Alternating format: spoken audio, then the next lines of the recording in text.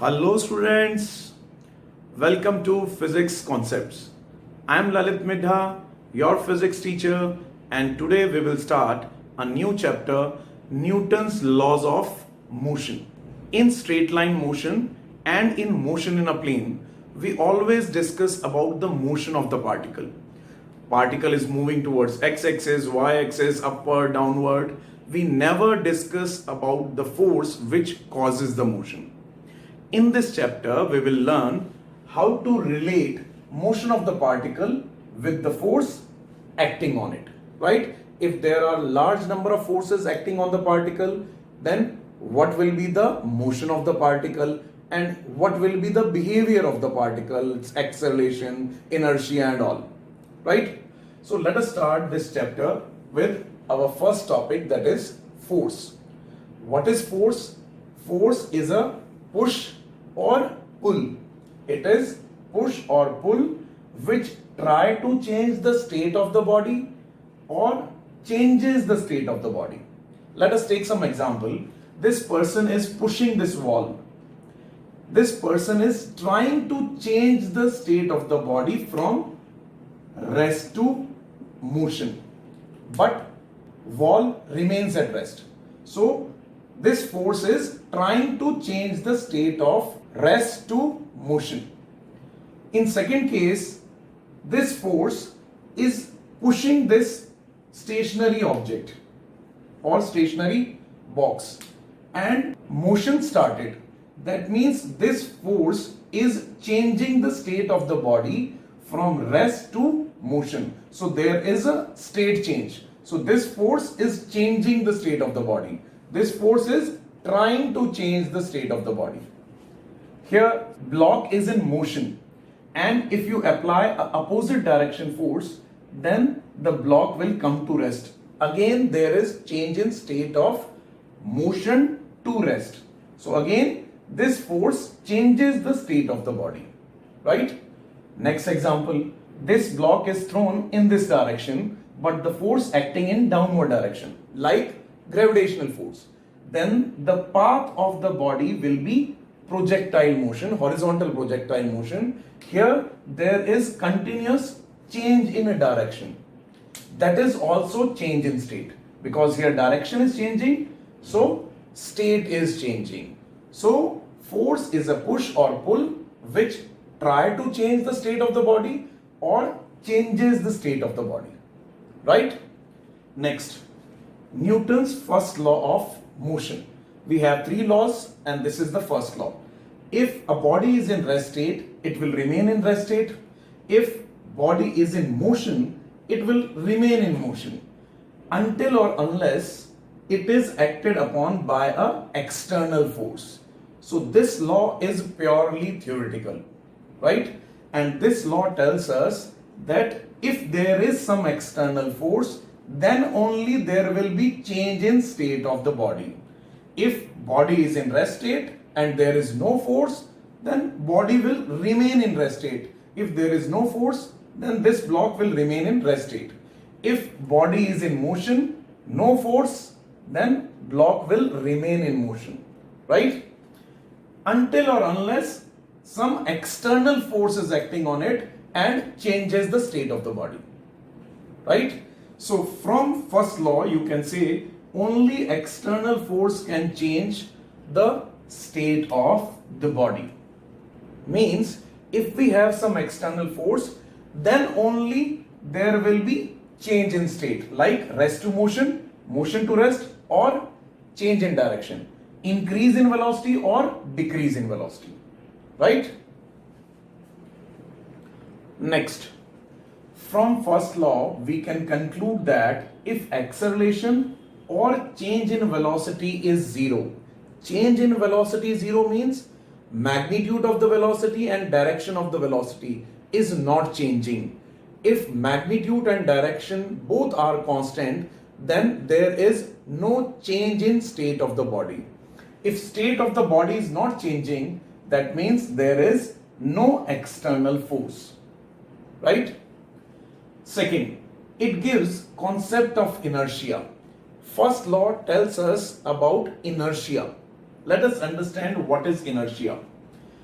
Inertia is resistance to change. Every body resists when you try to change the state of the body. If your offline classes will start, your body will resist. Initially for 2-3 days, your body will resist. Why? Because you are habitual to attend online classes in your pajamas, right? So initial 2-3 days, your body will resist. It is the property of the body which always opposes the change in state of rest or uniform motion. So inertia is the property of the body which opposes the change. If you try to change the state of rest to motion, your body will oppose. If you try to change motion of the body, then body will oppose it, right? Next, mass is measure of inertia. Means if the body is having more mass, it will show more resistance. It will resist more. If you try to rotate a small ball, lightweight ball, then it is very easy to rotate the ball. If you are using a very heavy ball, then it is very difficult to rotate that ball. Why? Because the heavier weight or heavier mass will have higher value of resistance to change or higher value of inertia. Let us discuss different types of inertia. Types of inertia. First is inertia of rest. It is the property of the body which opposes the change in state of rest. If you try to change the state of the body from rest to motion, body will resist. That is inertia of rest. Let us take some example, very common example. If you are sitting in a bus and suddenly bus accelerates with some acceleration, you will feel a backward jerk. Why? Because of inertia of rest. Your body is initially in rest state, right? And suddenly bus accelerates with some acceleration, your body will need some time to change its state from rest to motion. Your body will try to remain in rest state. So that is why you will feel a backward jerk. Second example, how to remove dust from a blanket. You will move the blanket slowly and suddenly you will give a jerk. Why? Because if you give a jerk, then dust particle will not get sufficient time to move with the blanket, right? So to remove dust, we give a sudden jerk, right?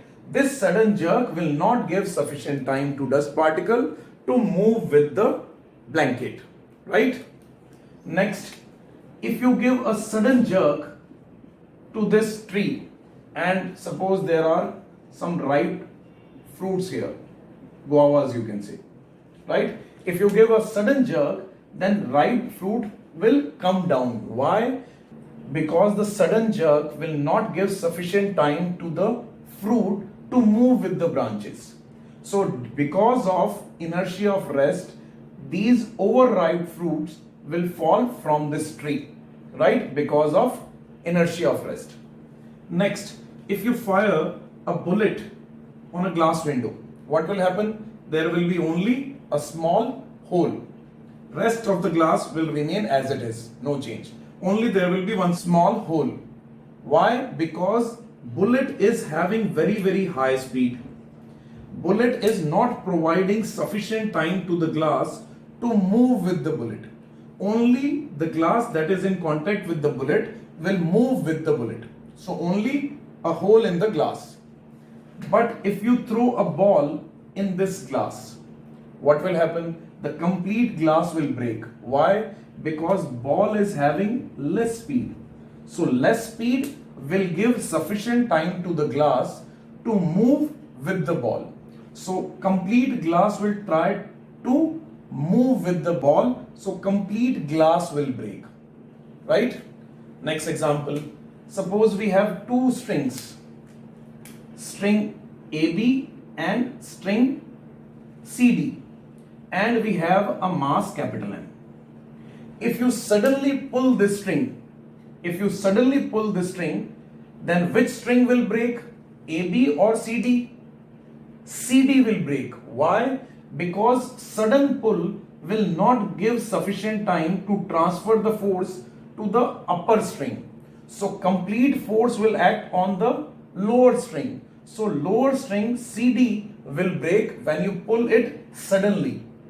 But when you pull slowly, then the force will be transferred to the AB string. And AB string is also having mass capital M.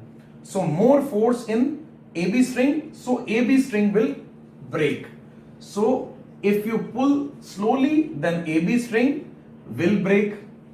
If you pull it suddenly, then the complete force will act on the CD string. So in that case, CD string will break. Right? Next type is inertia of motion. That is opposition offered by the body in the change in state of motion. If body is in motion and you try to stop the body, or you try to increase or decrease the speed of the body, then body will oppose this change. And this property is known as inertia of motion. Let us see some example. First example is, suppose you are sitting in a moving bus and driver suddenly stops the bus. Then what will happen? You will feel a forward jerk. Why you will feel a forward jerk? Because your body is in motion and your body needs some time to change its state from motion to rest. So in that duration you will feel forward jerk. Why? Because your body is going with the bus, right? So because of inertia of motion, we feel a forward jerk whenever driver stops the bus suddenly. Second example is long jump or javelin throw. Athlete always run certain distance to gain velocity or to gain motion. Due to inertia of motion, they can cover more distance in a long jump, or they can throw more distance, more range in case of javelin throw. Next example is, if you jump from a moving bus, after reaching the ground, if you fix your legs, then what will happen? You will fall in forward direction.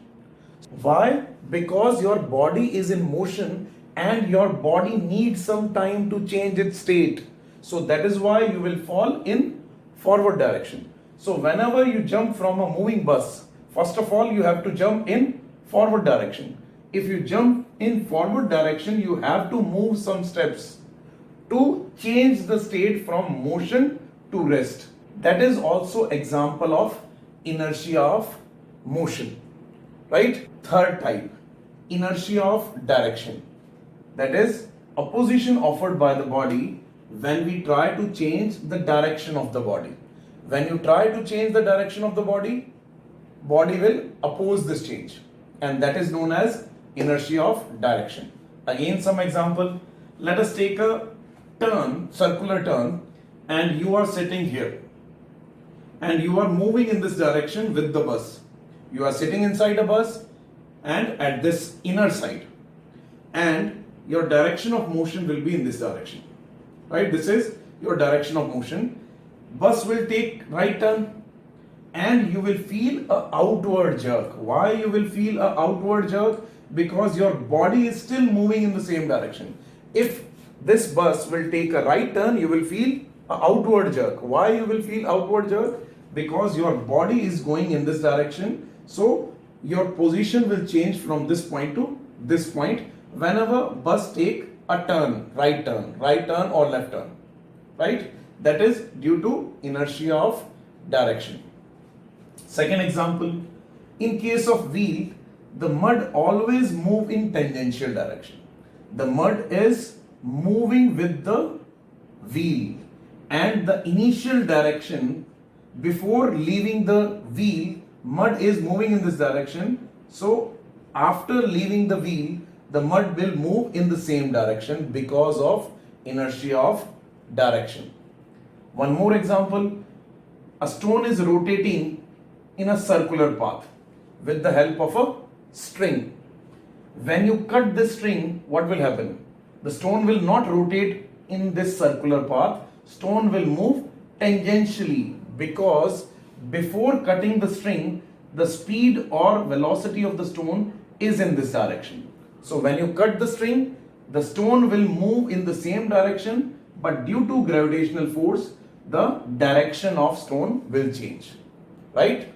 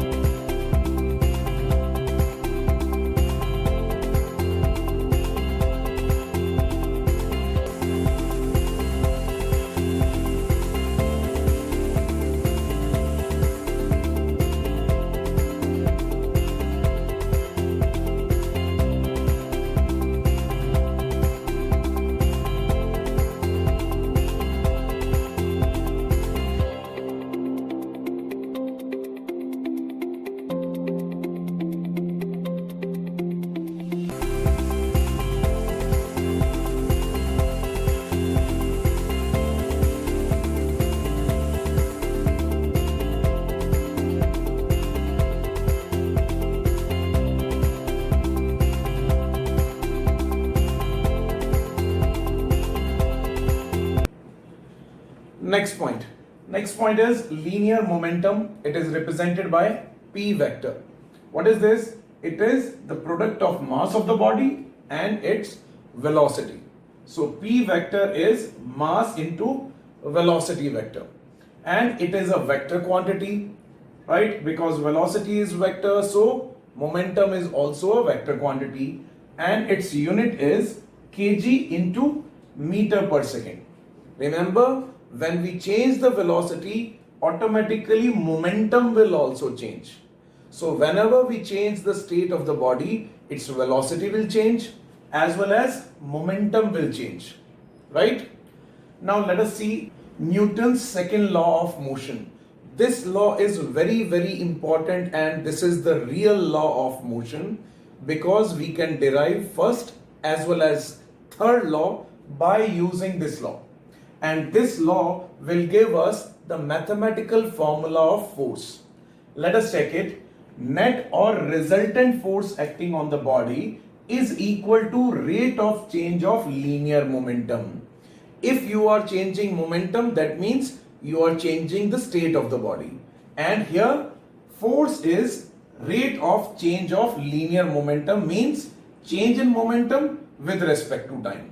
And from this delta P by delta T, we will get average value of force, that is final momentum minus initial momentum divided by time taken, right? Direction of force is in the direction of change in momentum, because we are deriving force from change in momentum, so force direction will be along change in momentum. This is the real law of motion. I told you why, because we can derive first and third law by using this law, right? Next, let us see the instantaneous value of force. Instantaneous value of force means force at a particular instant of time. And instantaneous value is always equal to dp by dt, and force is a vector quantity. So differentiation of momentum with respect to time will give us force at any particular instant of time, right? Force is slope of momentum time graph. What is the graphical meaning of differentiation? Graphical meaning of differentiation is slope. So here force is slope of momentum time graph, that is tan theta. So if you calculate the value of tan theta for momentum time graph, you will get force, right? If momentum is given in terms of three different directions, in terms of vector pxi, pyj, pzk, that means momentum is in x, y and z direction, then what will be the force? The force will be differentiation of all the different momentums. So dpx divided by dt, this will give force in x direction. So what is this? This is force in x direction, Fx. You can say this is Fx, force in x direction. Differentiation of dpy divided by dt will give us force in y direction. Differentiation of y direction momentum will give us y direction force. Similarly, differentiation of z direction momentum will give us z direction force. So these are the three different components of force Fx, Fy and Fz. You can write force in vector form is Fxi plus Fyj plus Fz k cap, right? Now, let us check the units of force, different units. First unit is SI unit, that is kg into meter per second square. Momentum is kg into meter per second divided by second. So it becomes kg into meter per second square, and this is known as Newton, represented by capital N. So Newton is the SI unit of force, that is kg into meter per second square. Now the CGS unit means we have to take gram, centimeter and second. In CGS system, we have a unit gram centimeter per second square, that is also known as dyne. So what is the relation between SI unit and CGS unit? That is 1 Newton is 10 raised to power 5 dyne. We have to remember this relation between CGS and SI unit, right?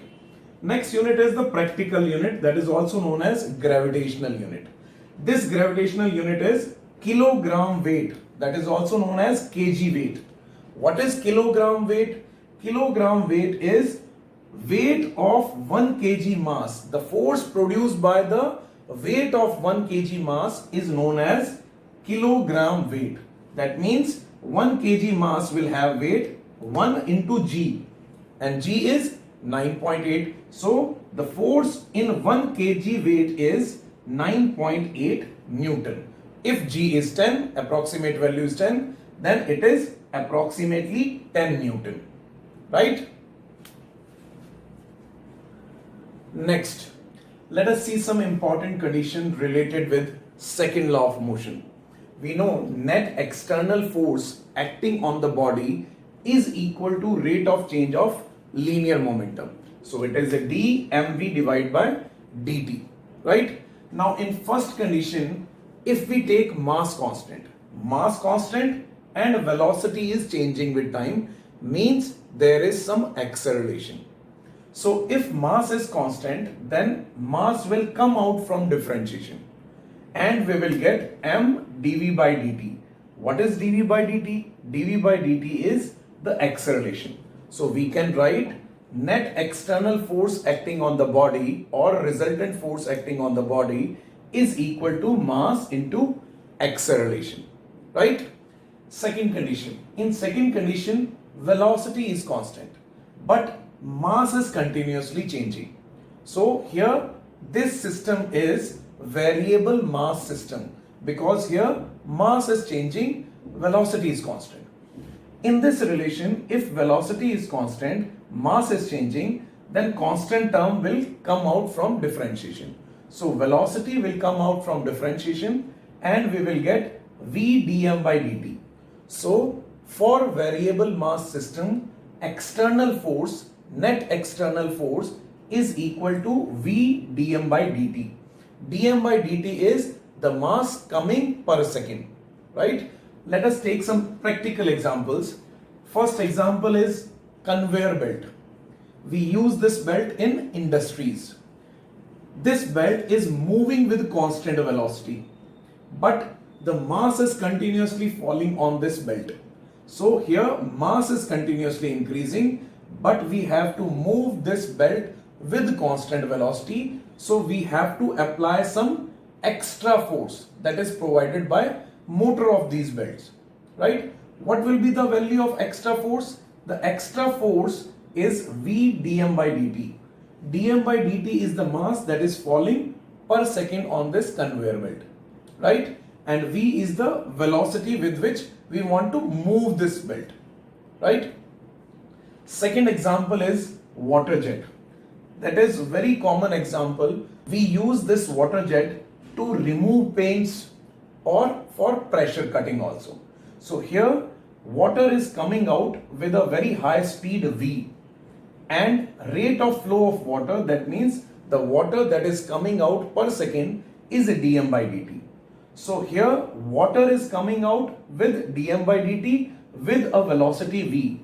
When this water will hit some surface, it will create a force, right? We use this concept in pressure cutting, right? to understand this, let us see a small clip, right?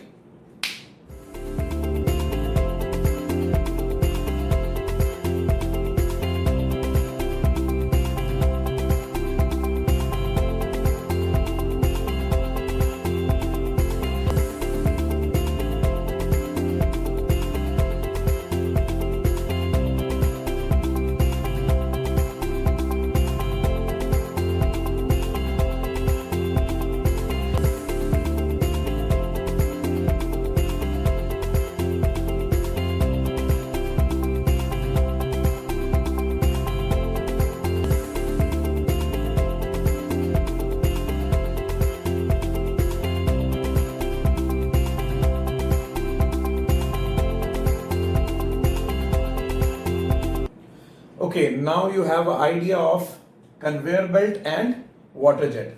Let us take the third case of variable mass system. Here, this truck is moving with constant velocity v, but mass is falling on this truck. So mass is continuously increasing on this truck and velocity is constant. To maintain constant velocity, truck engine should produce force v dm by dt. This is the extra force due to increase in mass, right? And its value is v dm by dt. Now the third condition. Third condition is when both are variables, means mass is changing as well as velocity is changing. Both are changing, and the example is rocket motion. In rocket, main mass is mass of fuel, and that fuel is continuously burning out. So rocket motion is example of variable mass and variable velocity system. In this condition, both are changing with time. So we have to use u into v method of differentiation. So first we will differentiate mass, velocity will remain in multiplication.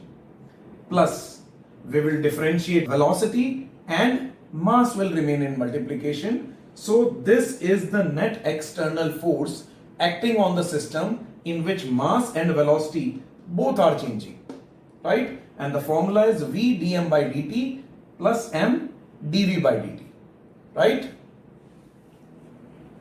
Next, Newton's third law of motion.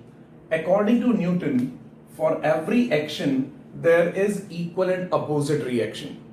Means if you apply force on other body, you are applying force on other body, that is the action. Then other body will also apply equal and opposite force on you, that is reaction. So for every action we have equal and opposite reaction. If you push this wall, then wall will also give a reaction equal and opposite. Let us take some examples. If a box is on a table, mass of the box is m. Then due to gravitational force, what is the force acting on the table due to box? It is weight of the box, that is mg. That is the force acting on the table and it is known as action. And this table will support this mass m. So the table will give equal and opposite reaction in upward direction. Opposite reaction means in opposite direction. So force acting on this mass is in upward direction equal to mg, that is equal to action. So this is action, table will give reaction, that is again mg, right? So action and reaction equal and opposite, right? When we walk, then we always push the ground in backward direction. That is basically action. We are pushing this ground in backward direction, that is the action. And ground will push us in forward direction, that is reaction. So action reaction is very important in case of walking, right? Next example, if you fire a bullet from gun, you will get a recoil velocity or a backward jerk. Why? Because bullet is moving in this direction, so force on the bullet is in forward direction. Gun will get a backward jerk, that is reaction, right? One more example. If you are on a frictionless floor, suppose ice, or you can assume free space. If you are in free space, you want to move in forward direction. So how to move in forward direction? You can throw any object in backward direction. If you throw the object in backward direction, that is action, and you will get a reaction in this direction. In the same way, if the person will throw some mass, shoe or anything, if he throws some mass in this direction, that is action, and this person will get a reaction in backward direction. So the person will start moving in backward direction. If you want to move in forward direction, then throw this mass in backward direction. Then we will get a reaction in right side or forward direction, right? Rocket is also example of action reaction. Here rocket pushing the gases in downward direction, and that is action. So force acting on the gases is action. Gases will give equal and opposite reaction to the rocket. From this reaction, that is known as upthrust force, this rocket will move in upward direction. That is again action and reaction. Now let us see some points. First, forces always occur in pairs. That means we always have pair of forces. Why? Because of action and equal and opposite reaction. We don't have any single force in nature. For every force, we have equal and opposite force. That is reaction, right? This law is applicable whether bodies are in rest state or in motion, and for all type of forces like electric, magnetic or gravitational force. So this law is valid for all different type of forces. Gravitational force, earth and moon force is also action and reaction. Electric force, force between electron and proton, that is also action and reaction. Whether the bodies are in motion or in rest state, this law is applicable for all the conditions. Next, it does not apply strictly when the objects are moving with velocity close to velocity of light. So if objects are moving with velocity comparable to velocity of light, then this law is not strictly applicable. Next, action and reaction are equal and opposite and don't act on the same body. If you apply some force on other body, then this body is experiencing action, that is force, and this marker is experiencing reaction. So action and reaction will not act on the same body. This is action that is acting on this body, and the reaction will act on this body, right? So they will act on different bodies. Next, these forces may exist between the bodies which are not having any physical contact. So it is not necessary that bodies should be in contact for action and reaction. Like moon and earth, there is force between the two, action and reaction, but there is no contact. Next, when taken together, action reaction become internal forces and they cancel out each other. If I take the complete system, which system? Hand and marker. If I take this complete system, hand and marker, then action and reaction will cancel out. For this complete system, marker and this hand, the net external force is 0. Why? Because action and equal reaction. So net force is 0. They will cancel out each other, right? Now let us discuss some problems based on Newton laws. First problem, mass of the particle is given to you 1 gram, right? Or you can say it is 10 raised to power minus 3 kg. And one velocity time graph is given to you. Velocity is increasing, then constant, then decreasing. And the question is, find out the force at 1 second, 4 second and 7 second. So first of all, let us see what is the formula of force. Formula of force is mass into acceleration. Mass is constant here. Acceleration is dv by dt. And what is the graphical meaning of differentiation? It is slope or tan theta. So we have to calculate tan theta to calculate acceleration. So first, let us calculate the force for 1 second. At 1 second, the angle is theta and this angle is same as this angle theta, because from 0 to 3 seconds the rate of increase in velocity is same. That means slope is same from 0 to 3 seconds. So whether you calculate this theta or this theta, both are equal. So let us calculate this tan theta, that is acceleration. So tan theta is perpendicular upon base. Perpendicular is 15. Base is 0 to 3 seconds. So acceleration is tan theta, that is perpendicular upon base, 15 divided by 3, that is 5 meter per second square. So the force is mass into acceleration. Mass in kg is 10 raised to power minus 3 and acceleration is 5. So force is 5 into 10 raised to power minus 3 Newton. Second, they are asking find out force at t equal to 4 seconds. So at 4 seconds, the angle is 0. There is no slope, or it is parallel to time axis. So angle is 0, that means acceleration is 0. If acceleration is 0, that means force 0, because there is no change in velocity, no change in state. If there is no change in state, that means there is no net external force. So external force is 0 here. Third, at t equal to 7 seconds. 7 seconds is here. This is suppose 7 seconds. So we have to calculate this angle theta. That will give us acceleration.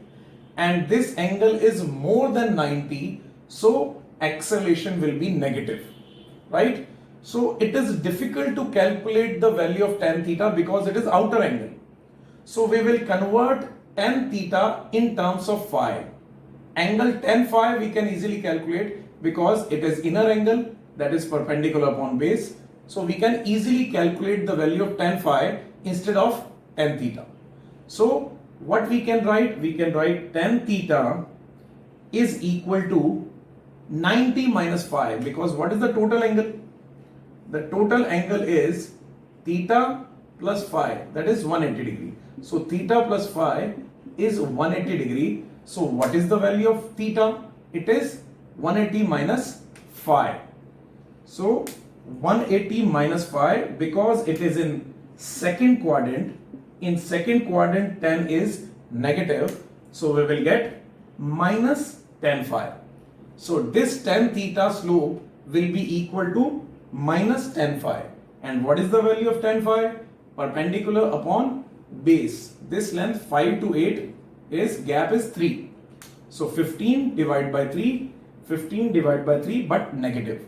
So minus 5 meter per second square is the acceleration for 5 to 8 second or 7 second.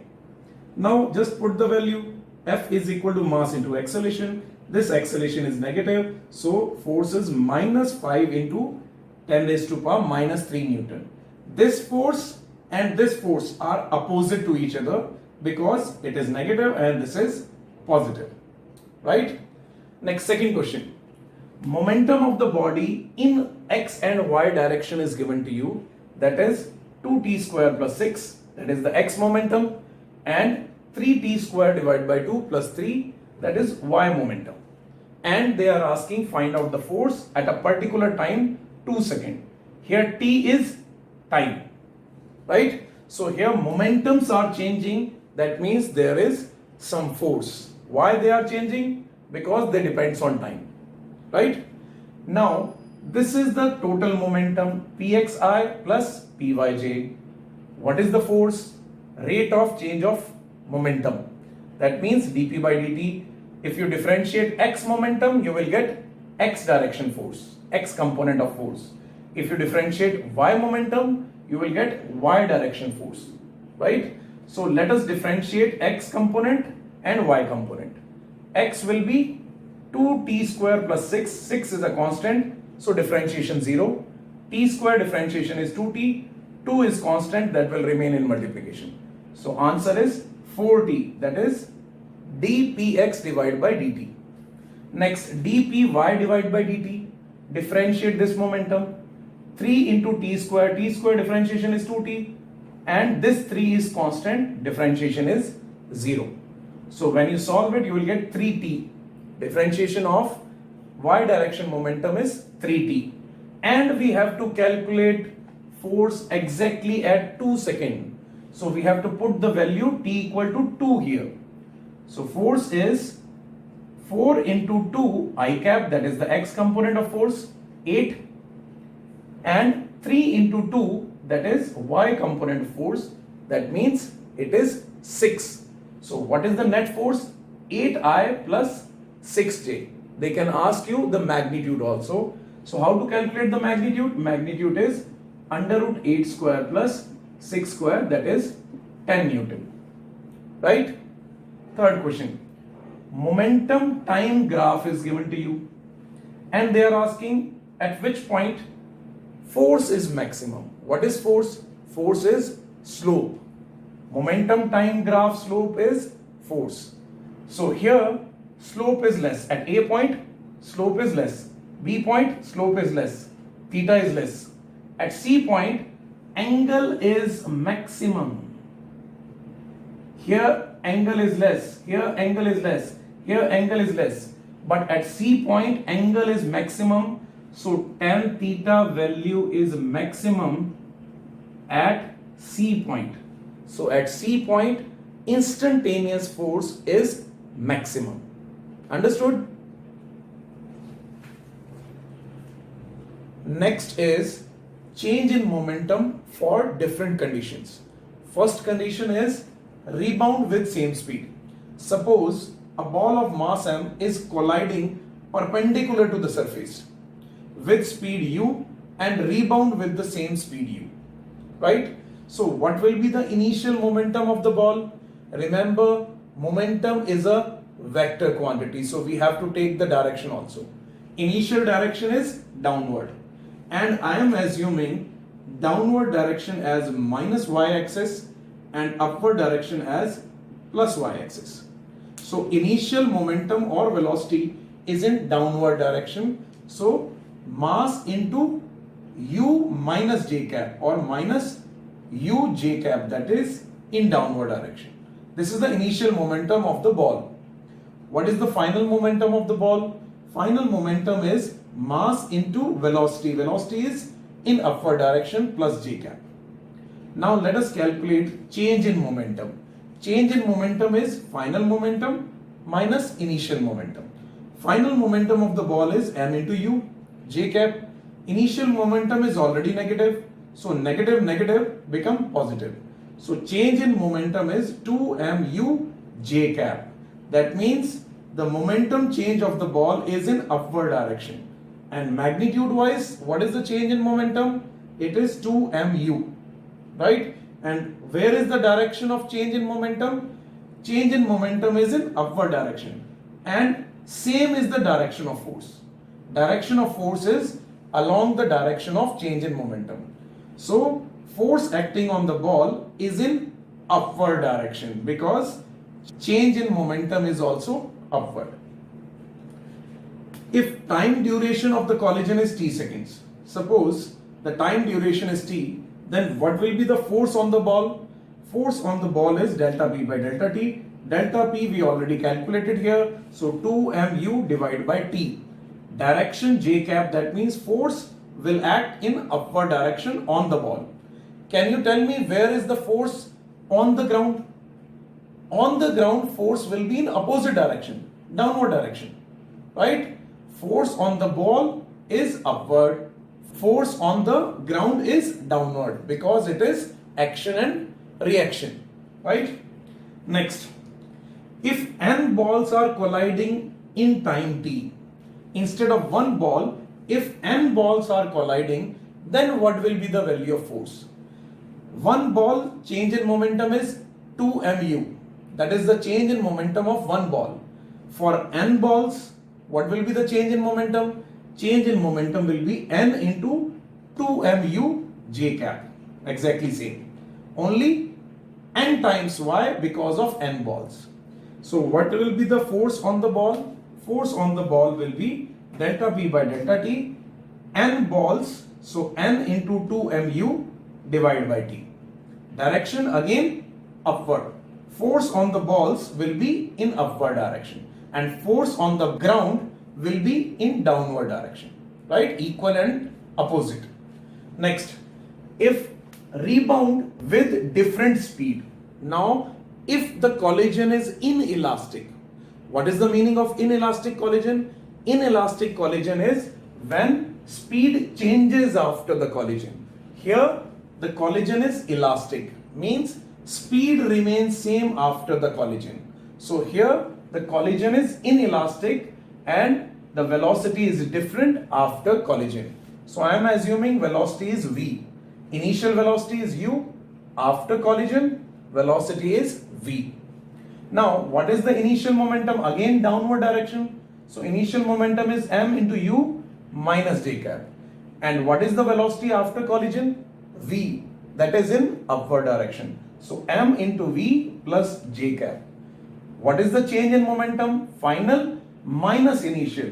Initial is already negative. So negative, it becomes positive. So it becomes m v plus u j cap. That is the change in momentum when ball rebound with different speed or inelastic collision, right?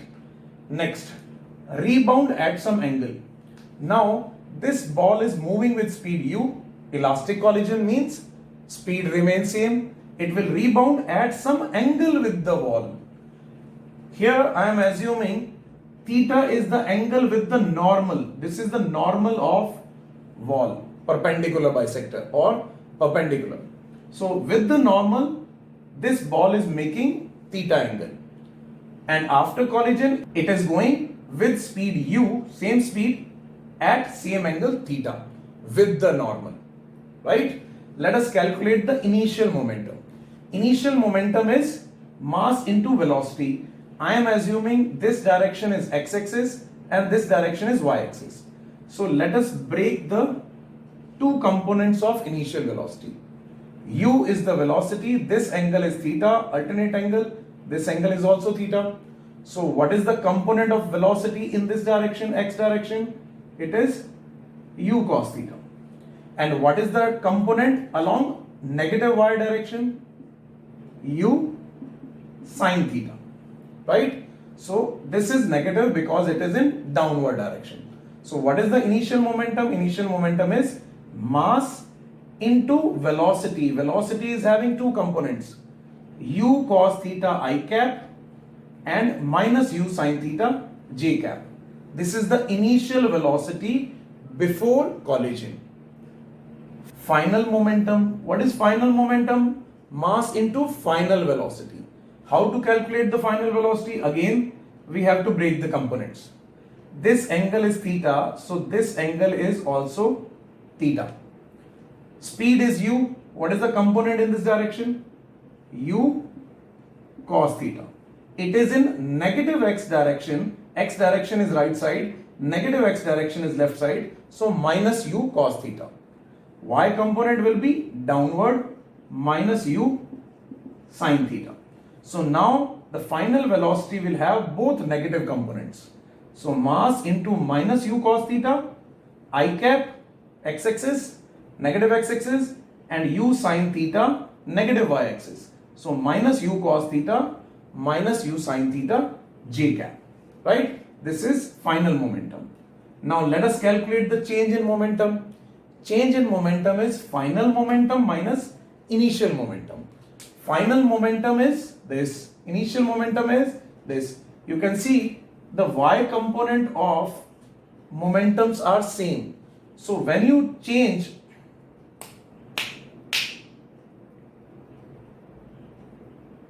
find out the change, this component will cancel out. Right? This is already negative. So final minus initial, you will get minus 2mu cos theta I cap. And minus I cap tells us that force on the ball will be towards left side. So this wall will push the ball in this direction. Right? So force acting on the ball will be in minus x-axis and change in momentum is also in minus I cap. So magnitude wise change in momentum is 2mu cos theta. Remember, theta is angle with the normal.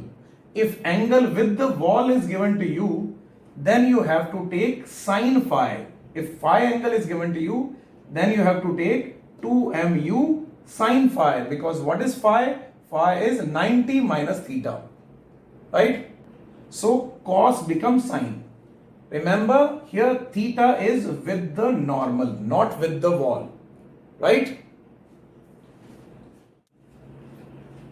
Next, let us calculate the force produced by water jet. Suppose we have a water jet whose area of cross section is A and water is coming out with constant velocity V. Here we have very important term, that is rate of flow of liquid, or you can say rate of flow of water. It tells us how much water is coming out per second. Mass of water coming per second, per unit time. So dm by dt is rate of flow of liquid or water. What is the dm? Dm is the small mass that will come out from this pipe. I am assuming a small mass in this small volume with length dx and area of cross section A. So area of cross section A. So what is the mass in this part? Volume into density. What is the volume? Volume is area into dx. Area into dx length and into density. So volume into density is the mass present in this small volume. And what we have to calculate? We have to calculate dm by dt. So let us divide it by dt. So divided by dt here and divided by dt here. So dm by dt will be a dx rho divided by dt. Rho is the density. Dx by dt is rate of displacement or rate of distance, that is equal to velocity. So velocity is dx by dt. Displacement by time, or magnitude you can say, distance divided by time. So dx by dt is velocity. So rate of flow of liquid is dm by dt, that is equal to a rho into v. Very important formula. Very important formula. Rate of flow of liquid in a water jet is dm by dt, that is a rho v. Now we have to calculate how much momentum per second coming out from this pipe. So momentum per second is dp divided by dt. What is p? P is mass into velocity. Mass into velocity. But here velocity is constant. So velocity will come out and momentum per second will be velocity into dm by dt. Dm by dt already calculated here. So just put the value of dm by dt. So a rho v and one more v is there. So momentum per second that is coming out from this pipe is a rho v square. Very important formula. That is the momentum of liquid coming per second. To increase the rate of flow of liquid 2 times. This is a very common question. They will ask, if we have to increase the rate of flow of liquid by 2 times. Rate of flow of liquid is this. Here area is fixed, density is fixed, only velocity we can change. So if you want to increase the rate of flow by 2 times, then we have to increase the velocity to 2 times. When we make the velocity 2 times, then automatically rate of flow of liquid will also become 2 times. In that condition, what will be the effect on momentum per second? Momentum per second is a rho v square. When you increase the velocity to 2 times, rate of flow of momentum will become 4 times. Why? Because it is proportional to v square. So when we increase the rate of flow, automatically momentum per second also increases by v square times. Right? Next, let us take an example in which this water jet is hitting a block of mass m, and we have to find out how much force is on this capital M due to this water jet. And one condition is given to you, velocity becomes 0 after collision.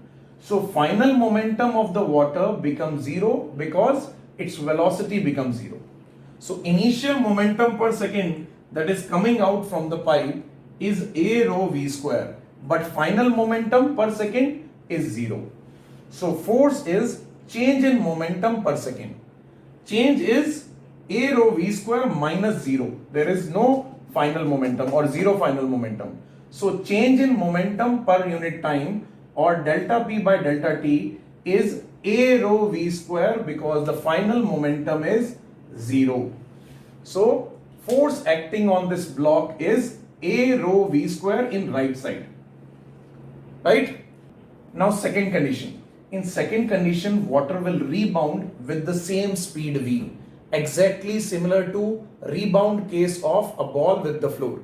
So initial momentum per second of water is a rho v square plus I cap, right side plus x direction, and final momentum per second of water is towards opposite direction.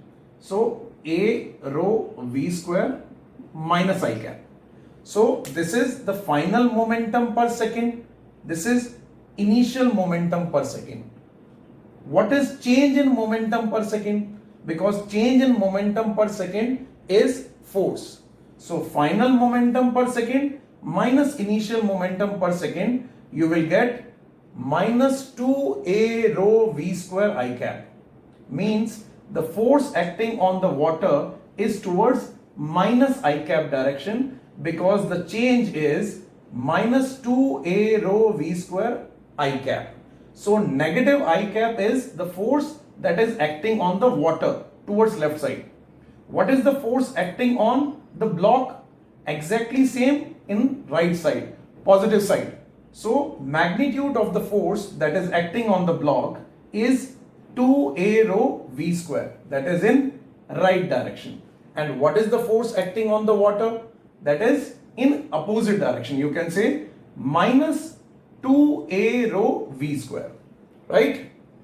Third condition, we have to calculate the force acting on this band because here momentum per second is changing. Initial momentum per second of water is right side. Final momentum per second is downside. So suppose this is plus x direction and this is minus y direction. This is x, y, and this is minus y. So what is the initial momentum per second of the water?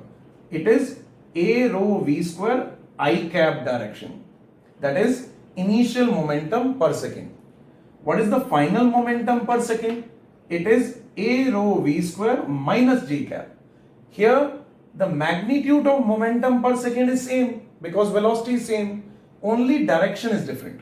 Here also positive and minus. Here plus x and minus y axis. So this is final momentum per second, this is initial momentum per second. The difference will give us force. Force on water. So change in momentum per second. Final momentum per second a rho v square minus j. Initial a rho v square I cap. Final minus initial. So this is the force acting on the water. That will be in negative x, negative y. That means third quadrant, this direction. So force on water will be in this direction. What will be the force on band? It will be in opposite direction, right? So let us calculate the magnitude of the force. Magnitude of the force is a rho v square under root minus 1 square plus minus 1 square. So that will be root 2a v square, and this force will be in this direction on the band. On water it will be this direction, right? Next, let us discuss some problems related with the previous concepts. First is a machine gun fires n bullets per second, each of mass m, velocity v. Find the force required to hold the gun. So whenever we fire a bullet from the gun, we will get a backward jerk or reaction or recoil. So we have to apply some force to hold the gun, right? This force we have to calculate here, right? So suppose the mass of the bullet is m, velocity v. So what is the final momentum of bullet? It is m into v.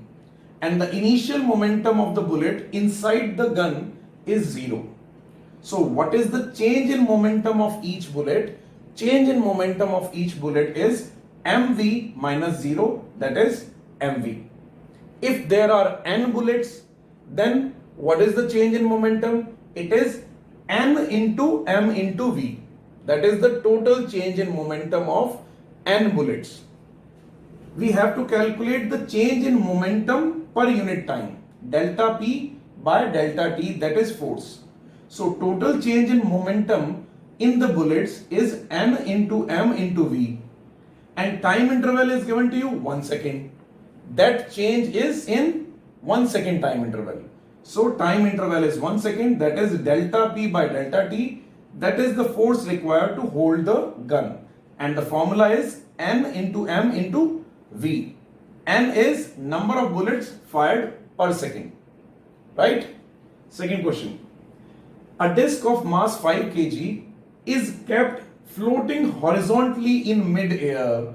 Floating horizontally means it is in equilibrium in mid-air by firing 10 bullets per second as shown in the figure. So this is the disc and we are firing 10 bullets per second on this disc in vertical upward direction to support the weight of the disc. And here it is written rebound with the same speed. So these bullets will come back with the same speed. What we have to find out? We have to find out the speed of each bullet, that means u, if the mass of the bullet is given to you 50 gram, right? So first of all, let us calculate the change in momentum of each bullet. In rebound case, what is the change in momentum? Change in momentum is 2mu.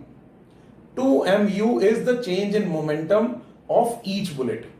If there are n bullets, then total change in momentum is n into 2mu. N into 2mu is the total change in momentum, and time interval is again 1 second. So total change in momentum divided by 1 second is the force. So force applied by the bullets will be in upward direction, right? Disc will experience a force in upward direction that will support the weight of the disc, and weight of the disc is downward, that is m into g. So force due to bullets will be equal to weight of the disc, and there are 10 bullets per second. Mass is 50 gram. Gram in kg is 0.05 kg. Speed is u. Mass of the disc is 5. So 5g is the weight of the disc. You have to balance them and find out the value of u. You will get u equal to 50 meter per second, right? Next, marbles each of mass small m are dropped from height h. So these are some marbles and we are dropping it from height h on pen of balance at the rate r per second. That means r marbles are falling per second. If marbles are dropped continuously, what will be the balance read after t second? So after t second, what will be the reading of the balance? This we have to find out. Suppose this is the condition at t equal to 0 and these marbles are falling from height h. After falling through height h, what will be the velocity of each marble? Velocity of each marble will be under root 2gh after falling through h height. Straight line motion formula, right? So velocity of each marble is under root 2gh after falling through h height. Now the momentum of marbles, there are n marbles per second, same condition. Here it is r, so there are r marbles per second. So what is the total momentum of the marbles? It is r into m into v. This is the total momentum of the marbles. Time interval is again 1 second. Per second means 1 second. So total change in momentum per second is equal to r into m into v. V is under root 2gh, that is the total momentum divided by 1 second. So this is the force produced by the marbles due to collision. So due to collision we will get this force. But in time t, there will be some marbles in the pen also, because per second how many marbles are coming? R marbles are coming per second. So after time t there will be some marbles in the pen also. So how many number of marbles will be there in time t? Per second it is R. So in time t it will be R into t. Total marbles will be R into t that will present in the pen. Now what is the weight of these marbles? Each marble weight is m into g, and there are R into t marbles. So weight of these marbles will be RT into mg, that is our second force. So two forces will act on this pen. One is due to collision and second is due to the weight of marbles present in the pen. So total force, that is the reading of the weighing balance, is F1 plus F2. F1 plus F2, add them, and this is your total reading of balance, right?